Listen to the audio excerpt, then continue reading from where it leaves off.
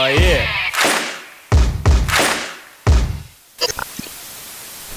Voila! Ale. How are you, brother? I'm good, and you? Good, good, good. Very well, very well. Thank you for taking the time to do this live. Looking forward to very much so. So as I introduce you as a multi-time world champion, one of the icons in Flair bartending, Nicolas, you're very well known for your creativity. You have a very creative mind, and in Flair bartending, you have left not just moves but trends, which is very difficult to create in Flair. So basically, I wanted to know how you got hooked to bartending, to Flair bartending. I think I wanted to do something different from the start, as in life. And I remember my brother. It's so funny because it's so surreal because I'm having this conversation with you, and you introduced me like multiple world champion, and obviously like we used to compete against each other so many times. It's so funny. It's a bit surreal. But anyway, so it's like you interviewing me, and then it's just me answering your question, playing forward. My brother is a mathematics teacher, and when we were a kid, I remember he used to be on top of his bed with 3 balls and used to juggle the 3 balls. And I was living in the countryside, and he said to me, Nicolas, look. And I looked at him and I was like, but what's the point? He's like, that's cool. I was like, yeah, but that's not new. And then I remember from that day, I wanted to do something that wasn't there already in this world. And I remember this is the thing that used to drive me. And when I went to London, and I wanted to become a bartender because I saw the movie Cocktail and stuff. Tom Cruise, it really inspired me, the lifestyle, and being bullied at school. This is something that I really wanted to do. And it made me feel I could really express myself, be myself, live something, like express myself fully, from what I need through Flair. So basically, you got inspired with juggling. Could I say that? I realized with juggling that wasn't for me. Yeah, No, yeah. But what I think is, since we're talking to the juggling thing, is I think the misconception that we have, and we have had, both of us and everybody here in US and in UK as well, in Europe, especially many in UK, when they call juggling, is basically to the very base of 3 objects flying in the air. 1, 2, 3, the very base. You call that juggling, exactly. But when you're doing different tricks, it's not, I mean, it is juggling in a way, but that's not what you refer to. You refer to most of it, you refer to that very basic move, correct? That's right. I mean, like, you're more pro on the juggling side of Flair, and I haven't touched that area at all, and I'm definitely not a master in using that kind of pattern in Flair.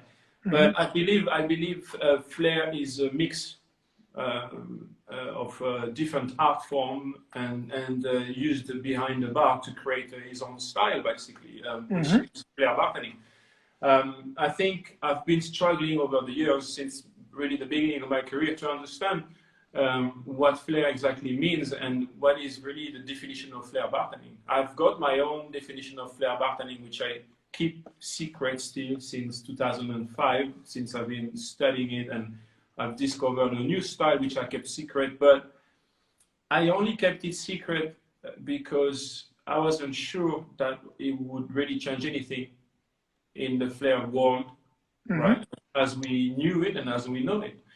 And it's a style that requires a lot of dedication and a lot of hours, because it's new, and everything that's new takes much longer, because you need to create the moves before you start. You need to create different things. Yeah. And Nick, did you have someone that you look up to in your beginnings? Yeah, of course. I mean, I've been lucky enough to work with people like, my teacher was Steve Locke, which created the bar chain Be@One in the UK. Oh, nice. Yeah. And he But was. he worked with Lee Miller, right? He's a partner. Right. Yeah. So he was world champion. He was a tandem world champion with Lee Miller. and he was working in TGI Fridays, and I was lucky enough to share his last shift with him when I was working at the O Bar. That was the last bar he worked at before he opened the at one, which now he sold. Mm-hmm. I don't know, I think they had like 31 bars or something like this, a huge success. And he introduced me once to Lee Miller. And then he said to me, Lee Miller, like, and this is the guy, and stuff like this. And I remember Lee Miller never wanted to show me any of his moves. Yeah, of course. Yeah, and yeah, that was like this back in the days. And then I also worked with Rhys Holyfield, which was also one of the owner of the At One, and also from Planet Hollywood would come along Paul Mason, which was a master. And I met also this guy when I was working at the OVA, which really really inspired me, but very unknown. He was called Jamie. He was an Australian guy with a ponytail, and he was. It's a good thing I don't know his full name, because I can just say Jamie. But he was on drugs. I don't know what kind of drugs he was on. He was fast. Super fast. He was super fast. He was so focused in his thing, and then he was making moves like very crazy. And I was like, wow, this is crazy. I never saw something like this. And I remember my boss from the OBA once, we were in the office and everybody was going crazy about Lee Miller. And he became 3 times world champion. It was a competition in the UK back in the days called The Five. I think it was in 95, something like this, in Manchester. And then the manager was showing me the tape, and he was telling me like, and he wasn't telling me, we were behind, he was sitting on the chair a bit similar like mine now, and he was watching the old tape like this. He wasn't really flaring much, but a little bit, and he was watching. I was like, oh, damn, man, this guy is born with the bottle, man. He was born with the bottle in his hand, he used to say. And I was like, yeah, wow, so good. So good that you get that good, that you make people feel that way, that you were born that way. And I mean, I used to handpick every kind of selected memory information to my brain and to make it my own story, my own philosophy. I wanted to be like you. I just wanted to be the best, and I just wanted to do something new. So when I stepped up behind the bar and I took a bottle and I took a shaker, glass, iron, new, never done it before. The one thing that came to my head is like, wow, it's all about creativity. It's dangerous. It's new. And how did it click? And I was like, it's perfect, because it's a win-win situation. Even if I'm not so good at it, I can only get better than yesterday. I can only get better than the guy next to me. And if I get that good, I will be behind the bar drinking more people. So it was a win-win. I had nothing to lose, really.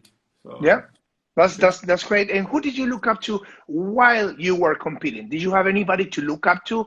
And I'm not talking about a competitor. I mean, it could be another competitor, or it could be somebody like I don't know. For me, it was like Michael Jordan, like Tiger Woods. So what? Michael Jordan, definitely. I mean, not really in a sense of no. For me, it was all in Flair. Only Flair, okay. Yeah, the one who inspired me is the one who really kicked my ass. It was Jos Malelak, yeah. Yeah, and I mean, I practiced 3 years non-stop. I was already quite old when I started Flair. I was 24, nearly 24. And I dedicated 3 years of my life sacrificing everything about my life, friends, girlfriend, everything, just to get to that point of like, I'm going to kill everybody, I'm going to win. And I wanted to I tried to solve every equation possible in my mind to make sure I get to that point. But when I went to Dubai, got invited, got a sponsorship, Smirnoff, I was really hyper. And when you get hit with so many positive things in your life, it's really easy for you to get things over your head. And then I just get really hyper. I got invited. I was a new kid on the block. I was going there, and this guy just killed you just with a smile, right? Yeah. And he had this flair. It was very easy going, like make it look easy. But I remember his 2-bottle 1 shaker was a totally different style. And I always had a kind of an aggressive style. And then when he came along and he was doing his thing, I was like, I remember I was always so paranoid, and I always been very low confident. which always made me want to do better and push myself. And I used to go around at the end of the competition. And back in the days, I don't think you were there the first year. You came the year after. I came the year after, yeah. And the first year, it was no time limit, imagine. You could flare as long as you could. Right? Oh, wow. Wow. And I flared for 10 minutes, not a lot of moves, a lot of drops, no experience, trying too hard, many things. And, but I knew I pulled up something new. I knew I had a lot of new moves and stuff. But he was very... And having a good time. And I used to go around talking to all the guys, and I used to tell them, do you think I win? Do you think I won? And they used to tell me like, I don't know, Nicolas. And then I went like, okay. And not being satisfied with the answer, I would run to another contestant and be like, do you think I won? He said, come on, man, I think I won. No, he would be like, And when I lost, when they say lost and stuff, well, one of the judges told me, he said, you're going to be world champion soon. And then they were shocked with my moves, but I knew I was missing something because I lost and I was making too many drops. But this is the one time in my life that I've learned so much. I've learned so much losing that day, and I think this is the one thing that made me so much better the year after. I was just on a mission because I was already driven. But anything I'm telling you, you get connected because you are. Yes, of course. You always do that because there is a saying that it says, I don't lose. I either win or learn. So, and that's what we both did in a way, because when you lose in a competition, that's when you learn. Okay, this is what I need to improve. This is what I don't have to do. And what can I do to make it better next time? And obviously, it's amazing to hear from you that you got inspired by not coming on top in a competition, because that's fuel, and that's when people sometimes get frustrated when instead they should be motivated to get better at what they do, I believe. And Nick, which one was the hardest moment in your career, in your flare career? Some challenge that you had, like you feel that you had. It could be like a competition, it could be a job, it could be anything that happened during your career that was a big challenge, and how did you overcome? The hardest thing for me, I don't know really. I've been having a hard time in flare competitions and in my flare career. But you are so directly connected to it. So as you being interviewing me, it's really weird. But I remember I was supposed to work in Vegas. Yeah. Carnival Court. Yes. And I know the story. Work in Carnival Court, you're the one who took the job. Yes. Well, but they wanted to get you first in Carnival Court. That's right. I know that because the guys told me when I got there, they said like we wanted to get Nicolas in Carnival Court, but we couldn't get there because of like you have a problem with Mig, something that happens in London, which I know the story, and I believe there's nothing wrong with what you did. No, absolutely not. You actually being a host and you know. But I think again, like it came from a city of stars, city of light, being a big star over there. And I believe I was to him with my big mouth and my big move a threat. Yeah. And this is what I realized. It was extremely painful because I remember I put myself into shape for a year. And I was extremely motivated to go and work there. I mean, it was a gold mine at the time. Yeah. As you know. And then I remember making this phone call. I had an attorney and everything, and a lawyer and everything. And I remember I made this phone call, and they said to me, they lied. They said your visa has been rejected because you had an immigration problem. Only when we met again, you and me, for the King of the Ring, we were at the pool. Yes. We'll talk about it. Yes. And Nick came. Yeah. And I stood up and I asked him, I said, what the fuck, man? Is it because of you I didn't get the job? He was like, well, no, I don't know. I said, is it because of you I didn't get the job? He was like, yeah, maybe. Maybe. I said, why are you here standing in front of me, man? And this is past beef we had, like, but those moments made us who we are. But like, yeah, for sure, I had a lot of a bitter moment, and definitely King of the Ring for me was, you could imagine if you understand my story, it was extremely painful, because for me it was stepping back in the bar where I was supposed to work, where I've been denied the entry because of someone. My sister just commented. She said like, you don't age. Like, you don't age at all. That's good. And then and then I was like, I remember I was next to Francesco Leoni in front of Harras in the middle of the crowd, and I was standing there, and I really felt I'm in the enemy territory, because I'm not a Flair juggler. I don't have this background. This is going to be like how do you call this, like crucified. I'm going to get crucified here, and so bad. And I remember I took away so many of my moves just to make sure I would leave behind my style, and actually worked for the best. But the only thing, I qualified on 8th position. And I remember my friend Flo and my students say, "What the fuck, Nicolas? You've done nothing. You haven't shown any moves. You're crazy and stuff." And I just wanted to go to the final and show my moves and stuff. But it was a lot of pressure. You were right at the bottom when I did the basket. Yes. I didn't compete on that one, but to be honest, I mean, I knew that you were gonna go there. And one of the questions that I have for you was, what was your biggest win? And I believe that's one of them for sure, because of what it meant to you, because you have been rejected in a way, unfairly, because it was very deserved for you. And the guys at the bar, they wanted you there. Like, all of them, they wanted you there. So I know that for a fact, because I were there for 10 years.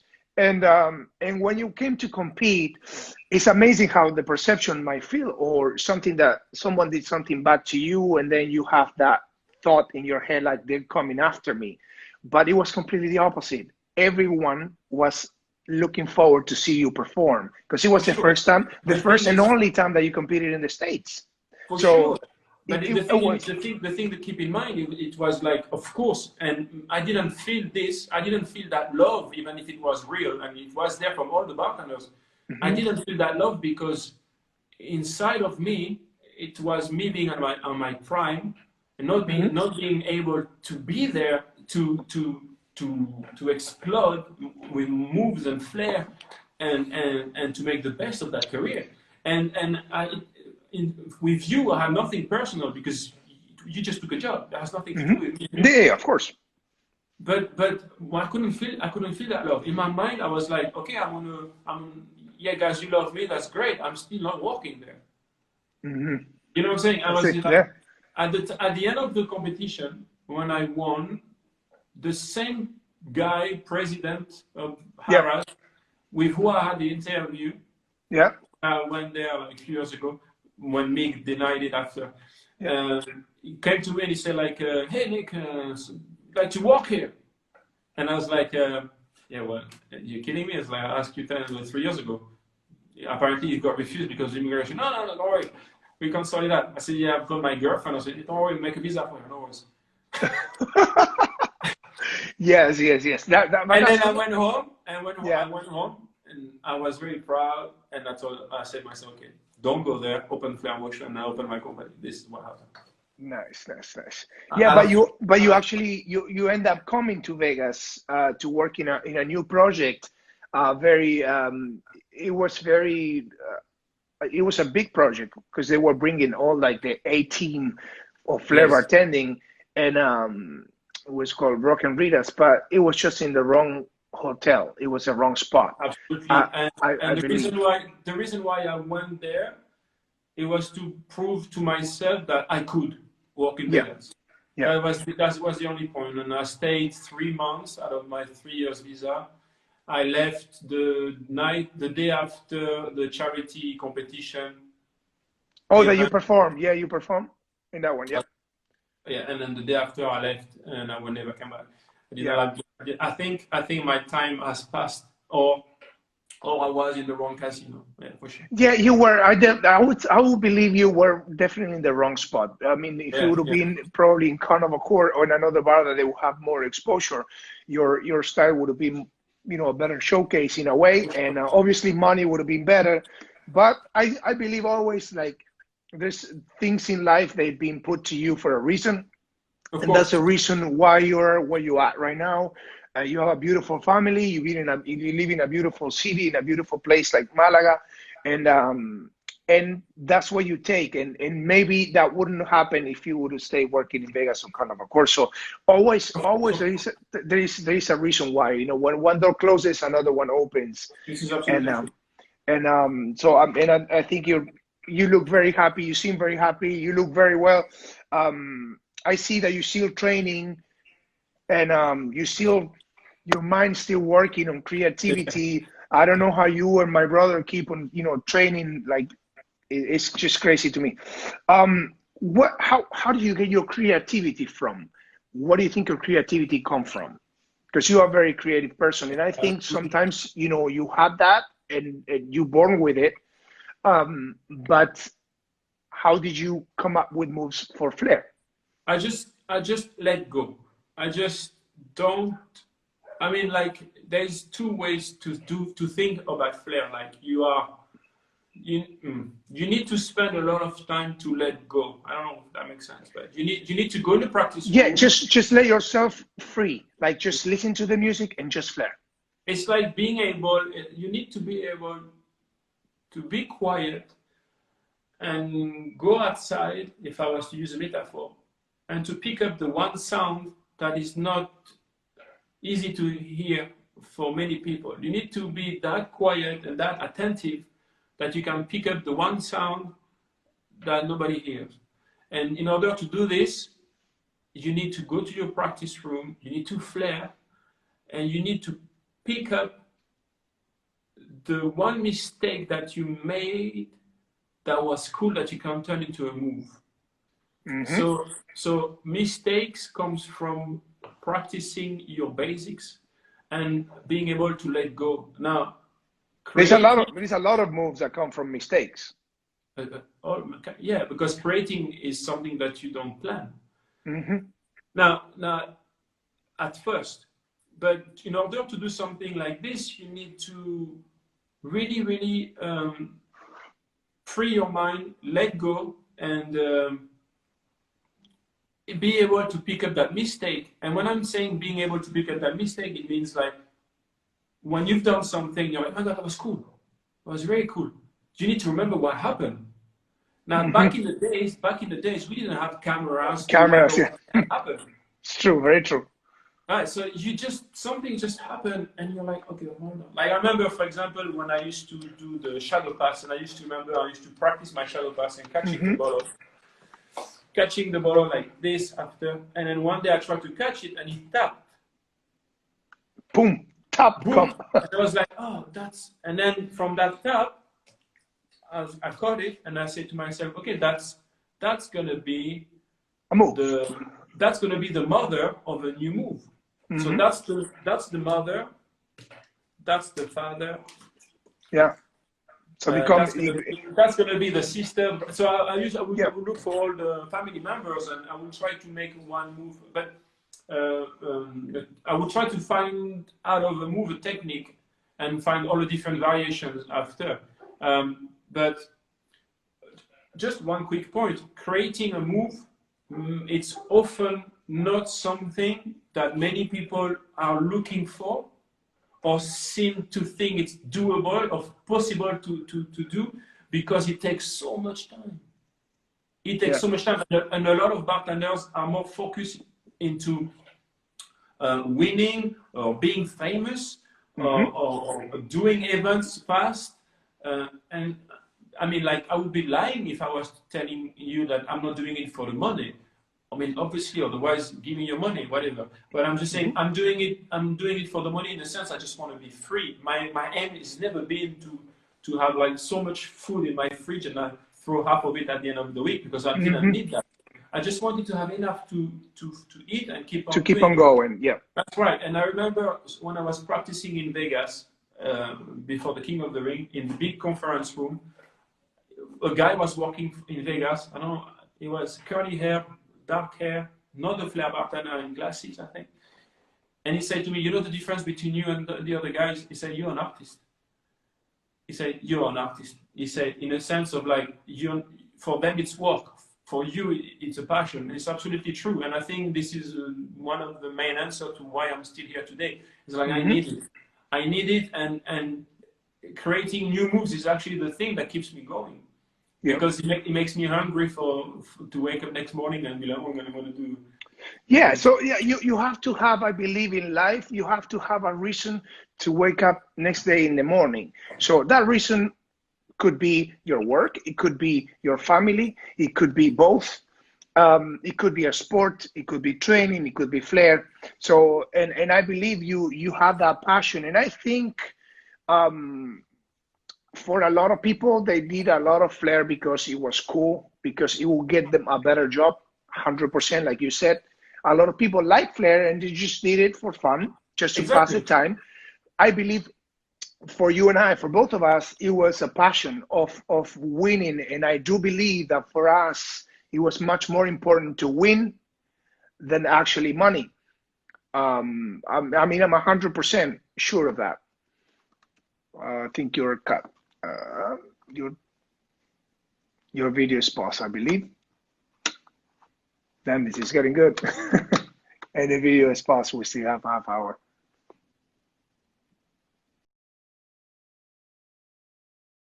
Is a video? Okay, we lost Nick. We're gonna get him back. Let me see if I can get him back. That's a price for living in a paradise like Malaga. Probably the connection is not as good. Let me go back. Oh, we have a lot of comments. Hi, Mark. Hi, Eric. Hi, Eddie.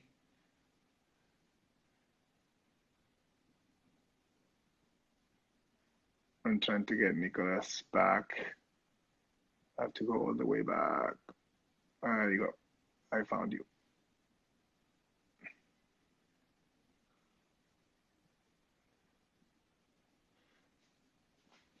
I think Nick is not connected. He's probably having problems with the internet. So let me see if we can get him back. Hold on tight for a second.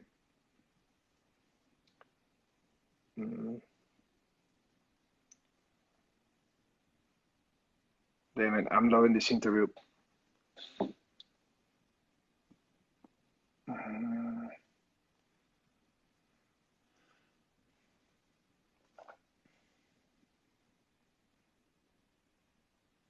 Do you guys have any questions for Nick?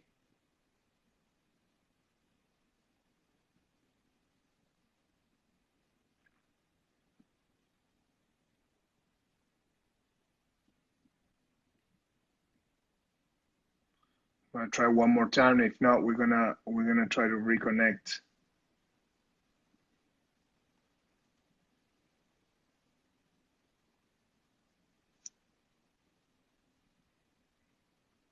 There we are. We're going back. Just waiting for Nick. Hold on tight. There we are.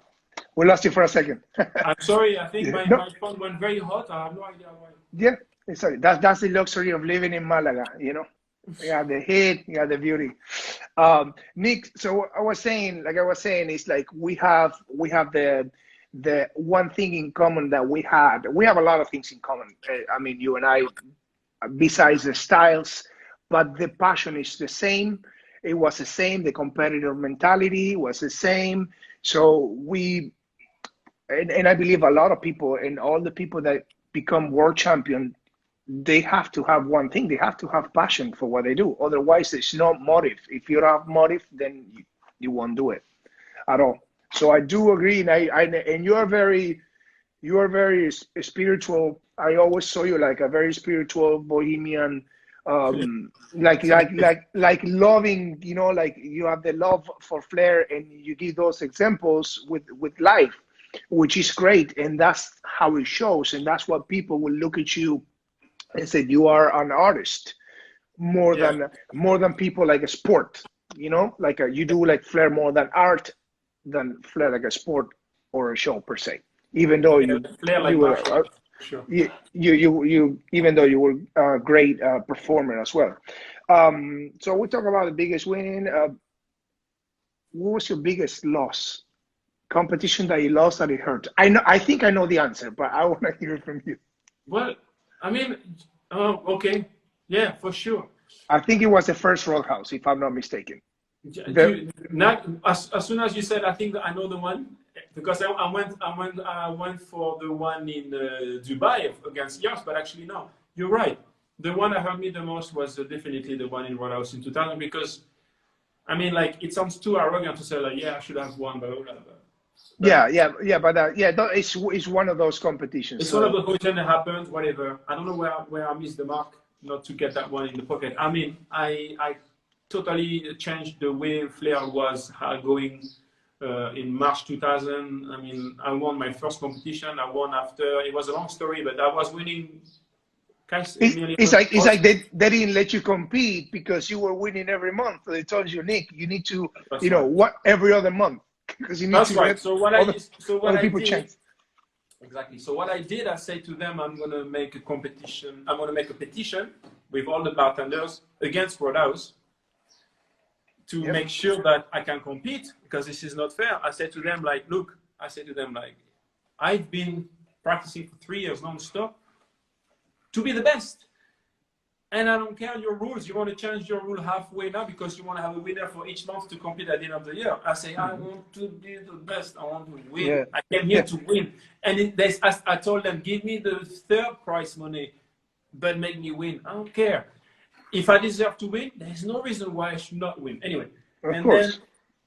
Then the reason why you heard the more because I lost. When I believe I should have won, is because my parents came from Bordeaux. My older brother was here also in the crowd, and to my parents, it was a way to show them, like, look, I don't have to have a theoretical mind. I could have an emotional mind and still be smart in my own way and make a difference. Accomplish something important, make a difference. Because my father was an administrative director. And but he played drums and saxophone, and my mom kind of made him put this aside because he became a father of 4. We are 4, so I wanted to show him, like, look, like, if you risk it, it could also work. Like, risk being free. You've got only one shot, and that shot is your life. It's like a lot of, I always saw life as a game, and therefore better play it.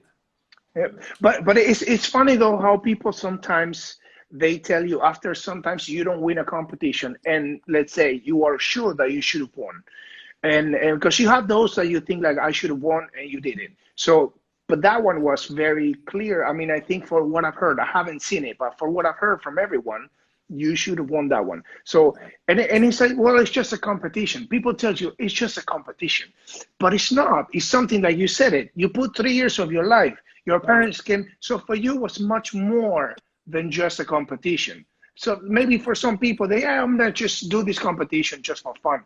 For you, it was everything. You wanted to prove a point to your parents. You want to make them happy. You want to show them something, what you have become, how you can change something. You make a difference, like you said, in this world. That's right. So, and it's amazing how people take it sometimes for granted, and they're like, oh, it's just a comp. But for us, it was never just a comp. I'm 100% sure. I wanted to, for me, it's always been more about my legacy than my wins. For me, it was more about, I've always been, like you say, maybe more on the spiritual path. And I told myself the day I retire is the way I believe I define Flair in my own way, and having it being accepted. By the generality of bartender. But it's like, you know, sometimes you've got that dream that haunts you, and you want to make it reality, and sometimes that dream is so big that you keep it for yourself. You're scared to scare and to get disappointed. Yeah. And I think that's where I am right now. I have that huge dream, and I keep it because I'm full of fear and of not making it and being disappointed. But I do have that thing. Yeah, but at the same time, the only thing that is impossible are the things that you never try. So, without at the same time, isn't it crazy that no matter what we do, no matter how we plan things, life is gonna always hit you the way it was supposed to be for you, for the way you were born and the way you're supposed to live things. Isn't it crazy? Because I so feel this. I feel that God, as nature, is giving you something that you can handle. It's not going to give you something that you cannot handle. Therefore, it puts you in a spot that is telling you somehow like, shh, it's okay. Yeah, exactly. It's okay. Don't worry. It's you. You're going to be fine. And you're like, come on, man. You're like, why? It's like, why? Because you will understand later. It's okay. Yeah. So, because I think when it comes to that point of what they call failure, what I just call process of learning, is the people ask the wrong question. A lot of people ask, why me? Why this happened to me? Instead of asking, what is this trying to tell me? Absolutely. Right? What is this trying to take me? So absolutely. It's taking you to a direction, but you don't know yet. But it happens for one reason, and that's one. And I believe, like in the turning negative into positive as well, always, because like I said, I try always to ask that question to myself. Nick, how did you prepare for a competition? Let's say a big one, a big competition. What was your mentality? What was the steps that you follow? Like creating moves, grabbing the moves that you already have, music first, music after. Okay, moves first. Moves first, and music after. Because I don't know why, but I don't even know if that's better, because I was thinking about this a lot. Anyway, but for me, it was like that. It was move first, so I didn't have to work again on the moves. I just have to adapt my moves to the music I choose. Exactly. And you always tweak. You tweak in a way, because you have to have the moves to create a routine anyway. Exactly. So that was moves first, then routine after. Moves first, and then the routine with the music after. Music would be for me extremely super important. Like 90% of the win would be the music. The way I would practice would be no recreative drugs 2 weeks prior to the competition, no drinking, no going out. Anyway, I wouldn't go out. I was just a machine. I was just practicing. But I would clean my body at least for 2 weeks, and no caffeine in my body, no coffee, no tea, no Coca-Cola, nothing. I would make sure I have my sleep. I would try not to work much and survive on just having what's in the fridge. So not get myself tired and just train. I would train 6 days a week. For competition, I would train maybe 10 hours per day, something like this. And then on the day of the competition, the night before the competition, and that's it. And the way I would train, I would put, obviously, stick with my routine in a Flair room from beginning to end. I will do one move, then one move 10 times in a row, then 2 moves 10 times in a row, then 3 moves 10 times in a row until I complete the whole routine. And once I had this completed, I would try to add the showmanship behind, which is the gesture, the smile, the looking there, which people also take it for granted, but a finger roll is as important as a fake smile. Yes. Thrown into the crowd. And I would also practice with glass, bottle inside. I would never get out of the routine just to have fun off practice. of practice for the competition because I didn't want to mix up what I'm doing now. I'm working for the routine for that competition. And then I would put the lights also, because I realize on stage you get blinded, and this is always a surprise for bartenders. They don't practice with lights, so I would put lights. So basically, you recreate the scenario, the stage on your practice room. I would get extremely annoying to all the people that I would eventually manage to get along to watch me. I would be extremely annoying. I would say to friends of my friends, I would say like, come. I want to show you my routine. And they're like, okay, what is it? What routine of what? Who is he? So, he's a Flair bartender. He's a bartender who plays the bottle. He wants to show you his routine. Come, it's quite good. Say, yeah, come. So I'll be extremely. I will have like unknown people in front of me. Have no interest in watching me, and I will make sure that I use that negative energy to know that this is going to happen on stage. To trap them to you. That's awesome. Keep myself up. So on the day of the competition, somebody says to me in the crowd like, "Dude, you suck," and I'll be like, "Okay, no problem. I already heard that." That's awesome. That's awesome. That's really good. I used to cover also. That's a good technique. Sure, like I have everything ready, so I would cover the bottles with a cloth. So my 3 bottles would be covered with a cloth, which a lot of people took from that. So I was very mathematic in a way when I was approaching a competition. And I remember before going on stage, I would be invaded by a very sudden and quick sleep moment. I'll be extremely tired. Just before I go on stage, I was nearly passed out. I was like, very tired, very tired. I couldn't feel my legs. And this is something also bartenders need to understand. Flair bartending is articulated by your arms and your hands and your upper body, but the power comes from the legs. This is just a technical quote quickly. We are like a tree, and if the trunk is weak, this is not going to move very fast or very good. You need to have extremely strong, fast, powerful legs. Otherwise, you're not going to go fast with your body.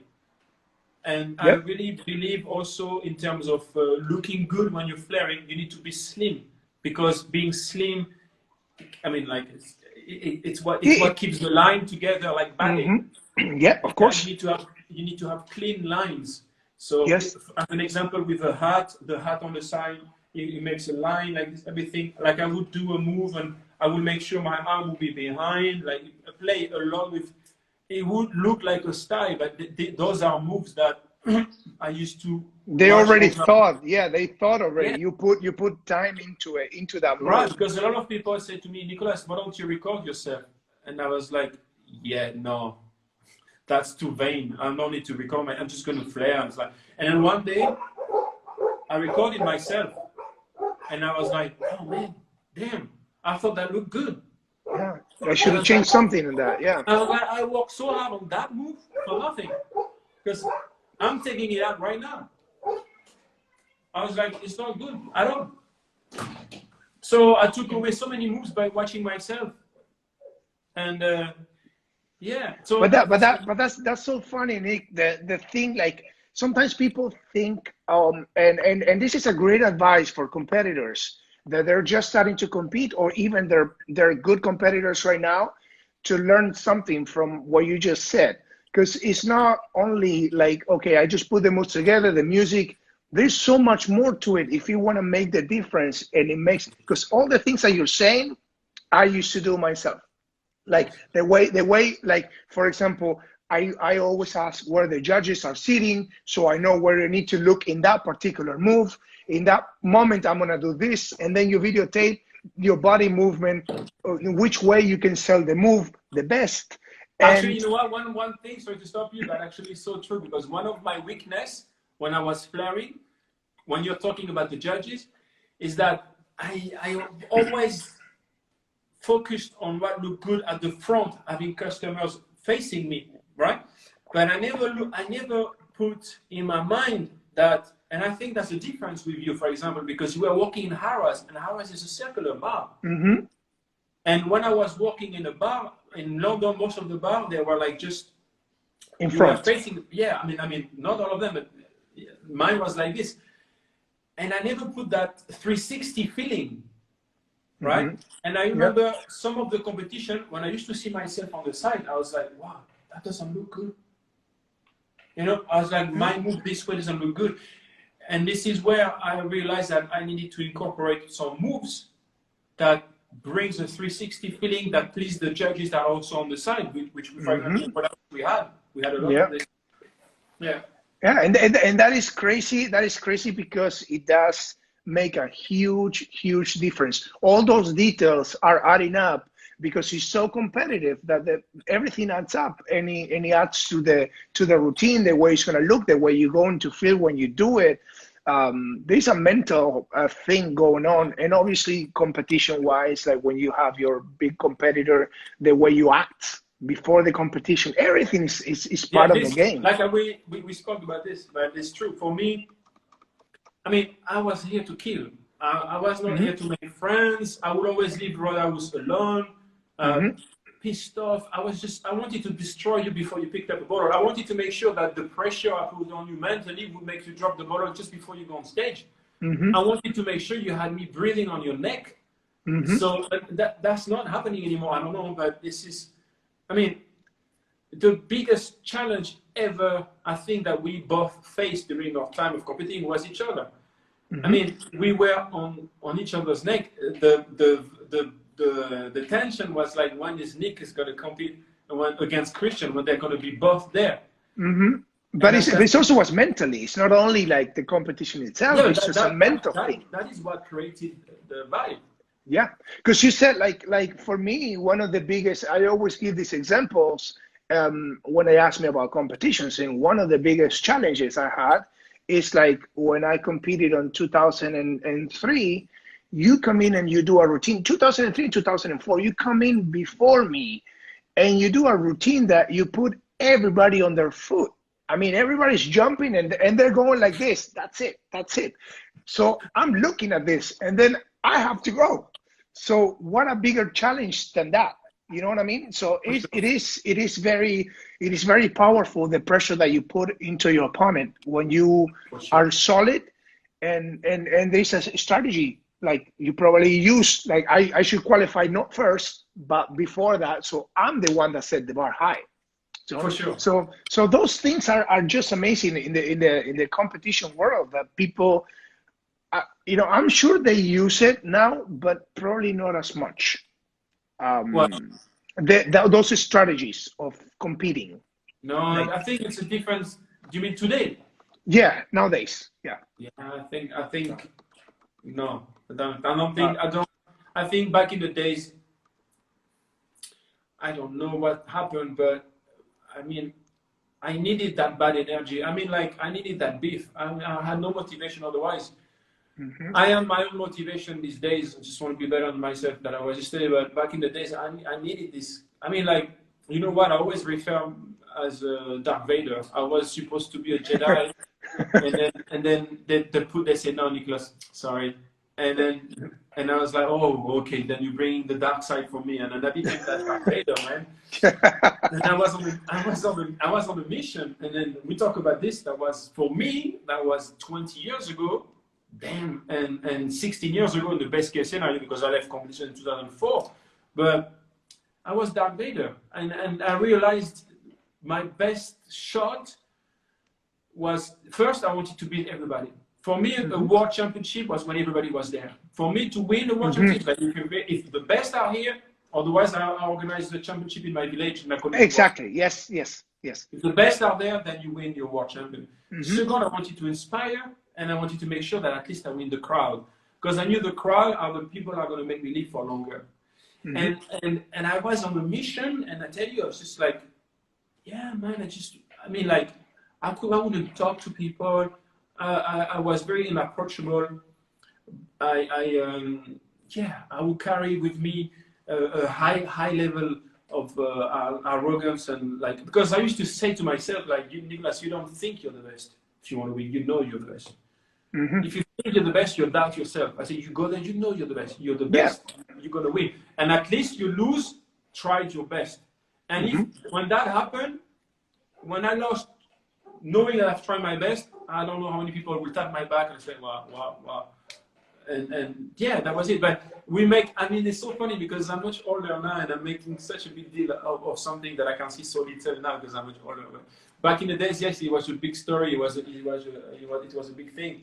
I think I miss this beef that we had. I miss this competition age that was there back in the days, and I think there is many less people who is doing it for the passion. With all due respect to all of you guys from this new generation, and I'm saying in a way that it's too easy to. I mean, you should take everything we've created and take it to another. They should take everything we've created and take it to another level. But they should never put aside one bottle, one shaker, which is the key of all great routine and everything that's coming forward. And that doesn't mean, because a lot of people always say, oh, yeah, Nicolas is the king of one bottle, one shaker. I hear this with a lot of great gratitude. I'm hearing this, but I'm thinking to myself, like, dude, you have no idea what I used to bring into the game. I brought 3 bottles, 2 bottles, 2 shaker, and various 4 bottles also, which even it was totally different. Even if, yeah, unfinished, right? Even if my 4 bottle was totally unfinished, even if my 3 bottle was like kind of, yeah, but it was new. And, yes. And those moves been developed over the years. And to me, this is what I wish I could see today, people being more innovative and not just Instagram world champion that pull off a move and disappear. And the world has changed. What is your advice for new competitors? I mean, new bartenders are starting to Flair. What is your advice? That's a question that I always like to ask. And be a bartender. My advice is be a bartender. My advice is, how come 16 years after I left the competition, I haven't seen anyone on stage that has picked up 3 different type of bottles and did a routine with 3 bottles? How come every time I see somebody flaring, he takes the 3 same damn bottle and throw them in the air? That is either a juggling pattern or European style pattern. How come nobody in 2020 hasn't done a routine with 3 bottles like an Absolute, the Kuiper, and the Galliano? How come? How come nobody does a routine with an Absolute bottle? Do you know why? Because they say it's too difficult. And I always tell people there's no bad bottles, there's only bad Flair bartenders. But you don't consider an Absolute bottle to Flair with. No, there's definitely things that you can do. You just gotta find them. It's challenging. It's challenging. It's Flair bartending. It is Flair bartending, because I think what defines Flair bartending to be really like separate from any other kind of sport of art with manipulating object is like we have this culture which is bartending. And the culture of bartending has a portfolio of different bottles, different type of bottles behind the bar, which can be used. And we are not doing it. We're like, yeah, but it's so hard. And every time. I mean, I see people in competitions today, they take morning bottle and they put a rum or whatever because they like the shape of the morning bottle. You know what I'm saying? So, no, I know. You call yourself a Flair bartender. In Carnival Court, I used to do, when they said this is just juggling, so to prove them wrong, I used to grab 4 different bottles to make a Long Island. One of them was Beefeater, and then vodka and rum, and then I just said triple sec, which was the Kuiper. So one is thick and all different shapes with pour spouts and liquid, and just juggle 4. Catch, and then you pour. So you show that technically you could use those 4. It's not really ideal, and it doesn't happen every day. It happens one every full moon that those 4 bottles have like a half an ounce each or 1 ounce that you can juggle them or make a treat with them. But it is doable. Or 1 full, and 3 empty. And 3 empty, exactly. Yes. Why not mix things up? This is the truth of bartending. Yeah, but it's so difficult. It's difficult because you don't think about it that way. My brother did it in competitions before. Like he tried to make something new, and he mixed like 1 full and 3 empty. I think this is more the way. I think to start with, this is already more the way to be able to make bartending shine behind the moves. I mean, especially after so many years of practice and videos and recording and all these references those bartender has today. I mean, yes, you've got craft flair and the bar spoon and all of this. This is cool. This is cool. But it's like craft flair to me is like a bartender that doesn't want to admit he's a flair bartender, and it's just going to be like, okay. So you say you don't like craft flair, or you do like? I like craft flair. Yeah. But I would prefer to call it flair. Yeah, you call it flair. Yeah, exactly. Flair bartending. Flair bartending Exactly. in a hotel. Yes. In a hotel, you're not going to be like this with a Michael Jordan T-shirt and a hat. You're going to be like this with a tie and maybe with a tie. You're going to have your hand behind your back, and you'd be like, "Good evening, sir." You're going to change your voice. You're going to be very like, your body posture. Of course. The body language in a nightclub is going to be totally different. You cannot speak too much. Music is very loud. There's different type of bartenders, but the flair is flair. You need to call it craft flair, micro flair. I agree with you 100%, and I have said it in interviews before when they asked me craft flair. I was like, I just call it, to me, it's just flair. It's working flair. That's what you do behind the bar. It's flair. It's the same as people say to me. Sometimes people say to me that, I mean, that's not working flair because your bottle has only half an ounce inside. And I'm saying, why? Why half an ounce is not working flair? Because working flair is full bottle. I say I totally disagree. Working flair is working with everything you've got behind the bar, the way you including you finish to work with the bottle and you use all the bottle. You have half an ounce. You might have one shot to make that move, but you can make the gun move, boom, and you pour inside. And that was a working flair move. Even if you had only one, but you cannot do it again. True. It works once. You empty the bottle, you plug the other one. But the same way you cannot do it again, that move, like a gun move, revolver move, and to a pour out of the speed, right? You cannot do it again, the bottle full and a little bit less every time. The weight's going to be different. And a great flair bartender is able to control the amount of liquid in the bottle and the tools. And that's why. So on top of that, it is so funny when I see a lot of hotel bartenders like dressed up and mixologists, whatever they want to call themselves, and which I do respect. Actually, I have much more friends in mixology than flair bartending. But anyway, I just don't understand why they call even what they do flair, because flair or working flair, because working flair is supposed to make you go faster, not lose time looking class. Yeah. Working flair, it makes you take 4 glasses in one hand and you ice them faster. Working flair is not like no. Working flair is not like no, it's not this. Working flair, you go faster. It's not like because you play the jigger differently that you lose time. Sorry, it's as boring as what you call exhibition flair in our world. Only flair bartenders will understand what we're talking about.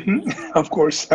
Nick, thank you so much for your time, for sharing all this experience with us. And it was a pleasure. It was a pleasure to have this chat with you. And I do agree with pretty much everything that you said. And I'm glad that after all this time, we can have this chat and agree on those many things after we've been competitors for many years. That's so. Thank you very much, everybody, for joining us. And this was an amazing chat. So thank you, Nick, again. I wish you well. I hope you're well. Wish you well. And hopefully we talk again soon. Good to see you, Christian. Thank you. Thank you. I'll let you hang up. Thank you. Bye.